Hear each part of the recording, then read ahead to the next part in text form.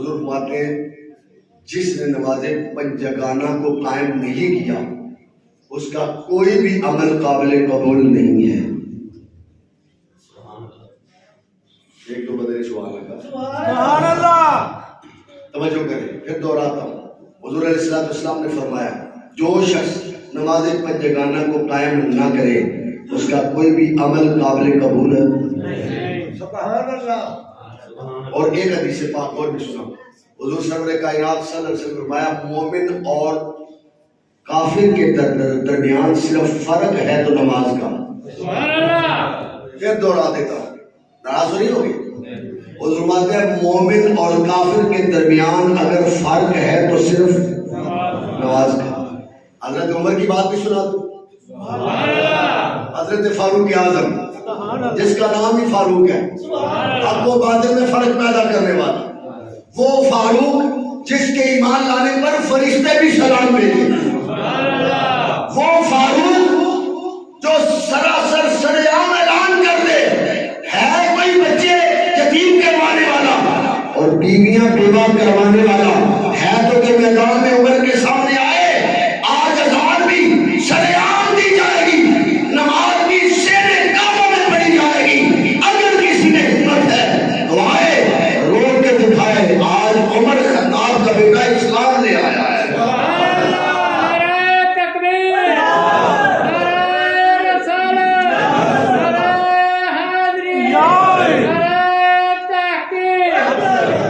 حضرت عمر، حضرت فاروق اعظم، سب بولو رضی اللہ تعالی، ذرا بلند آواز اور بلند آواز، ان ہستیوں کا نام لیا کرو، ایمان مضبوط ہوتا ہے، عقیدہ ستھرا ہوتا ہے، عقیدے کا زنگ اترتا ہے۔ ان ہستیوں کا نام لینے سے عقیدے کا زنگ جو ہے گندا چڑھ جائے وہ اتر جاتا ہے، عقیدہ جو وہ صاف ستھرا ہو جاتا ہے، چمک جاتا ہے۔ حضرت فاروق اعظم عرض کر لگے یا رسول اللہ صلی اللہ علیہ وسلم اگر ایسی بات ہے تو پھر بے نماز کو قتل نہ کر دیا جائے؟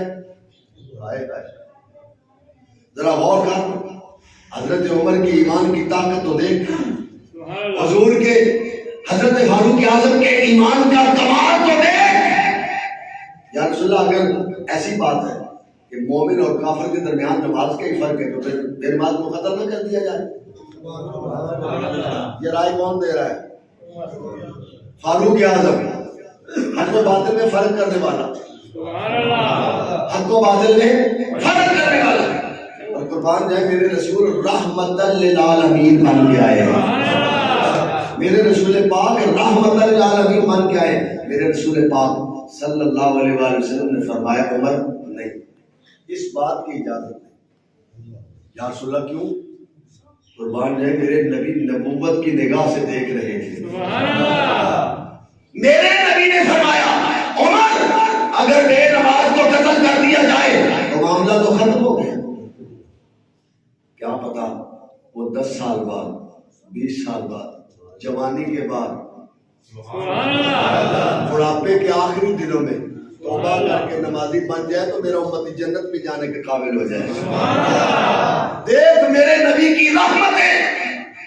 میرے نبی کریم علیہ السلام نے بے نمازی کو قتل کرنے سے منع فرمایا، لیکن حضور علیہ السلام نے یہ فرمایا ہے کہ جو نماز نہ پڑھے اس کا کوئی عمل قابل قبول نہیں۔ نماز اگر نہیں پڑھی تو حج بھی قبول۔ یہ بات یاد رکھیں، میں اپنی بات نہیں کر رہا، خطبہ احادیث میں موجود ہے، جو نماز کی پابندی نہیں کرتا نا، نماز سے جو ہے وہ بھاگتا ہے، 5 وقت پابندی نہیں کرتا، نماز کو قائم نہیں کرتا، اس کا حج بھی قبول ہے، اس کی زکوٰۃ بھی قبول ہے، اس کی قربانی بھی قبول ہے۔ ابھی تھوڑے دن بعد مہینہ رمضان کا آنے والا ہے، زکوٰۃ لوگ دیں گے تو زکوٰۃ بھی قبول ہے۔ کیوں؟ اس کی وجہ کیا ہے؟ سارے اعمال نیچے ہیں، ان اعمال میں سب سے پہلے نماز ہے۔ اچھا توجہ سے، توجہ، علمی گفتگو بھی ذرا تھوڑی سماعت کیا کریں اور خوش ہو جایا کریں قرآن و حدیث کی روشنی میں تو دلائل بھی قرآن و حدیث سے دیتا ہوں الحمدللہ، ایک ادنا سا طالب علم لیکن یہ حضور بھی کرم نوازی ہے۔ سبحان اللہ۔ آپ کو حکایات نہیں سناتا، حالانکہ ہم تو حکایات کے قائل ہیں، جو سچی بزرگوں کی صحیح حکایات، جھوٹی حکایات کے ہم قائل نہیں۔ قربان جائیں میرے آقا صلی اللہ علیہ وسلم کے غلام توجہ چاہوں گا روزہ فرض ہے زکات قربانی حج ہے لیکن یاد رکھیں میرے رسول پاک صلی اللہ علیہ وسلم میں جس کی نماز نہیں اس کی کوئی بھی قربانی کوئی بھی حج کوئی بھی روزہ کوئی زکات یا رسول اللہ اس کی وجہ کیا ہے فرمایا سنو رب نے زکات فرض فرمائی تو حکم دے دیا صاحب مال ہو تو پھر فرض ہے حج فرض فرمایا تو حکم دے دیا اگر تمہارے پاس مال ہے راستے کا سفر کا کرایہ ہے ایک جو ہے وہ طے کر دی ایک کسوٹی بنا دی کہ 7.5 تولے سونا یا 52 تولے چاندی ہو تو پھر صاحب مال ہو پھر حج فرض ہے قربان جائے روزہ دیکھ لو فرمایا روزہ فرض ہے سال میں 1 مہینہ سال میں اور وہ بھی اس حالت میں اگر بیمار ہو تو پھر روزہ فرض نہیں پھر فرض ہے لیکن کسی وقت ادا کر لو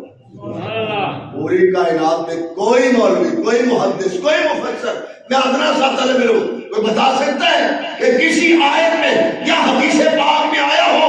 کہ تم نماز نہیں پڑھی تو معاف ہوگی حضور بات ہے نہیں نماز معاف نہیں ہے جب تک تمہارے سینے میں دل دھڑکتا ہے اور تمہارا دماغ کام کرتا ہے ہوش ہے تو تمہیں نماز معاف نہیں حج کی قضا کر سکتے ہو روزے کی قضا کر سکتے ہو نماز کی بھی قضا کر سکتے ہو لیکن نماز معاف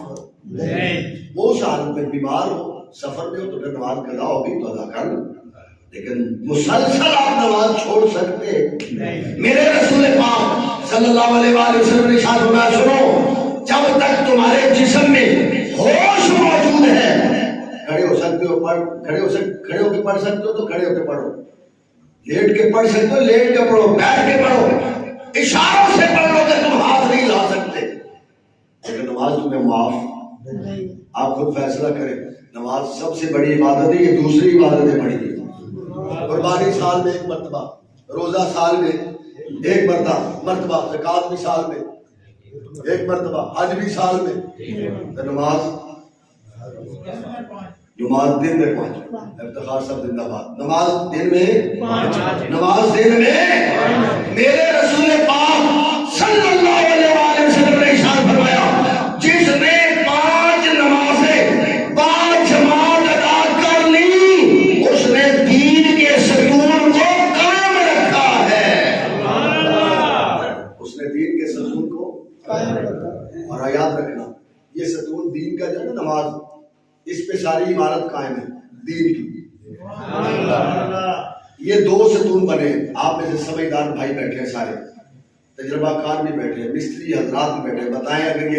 یہ پلر نکال دی جائے چھت کھڑی ہو جائے گی بولے نہیں سارے نہیں بولے آپ کو کسی کو امید تو نہیں کھڑی رہے گی آج نہیں اس بات اس میں کوئی شک ہی نہیں ہے یہ پلر نکالے چھت نیچے آ سکتا وزن پڑا ہے قائم نہیں رہ سکتا میرے رسول پاک بتانا چاہتے ہیں اگر تم نماز نہ پڑھو قربانی بھی دو روزے بھی رکھو زکات بھی دو لیکن یاد رکھنا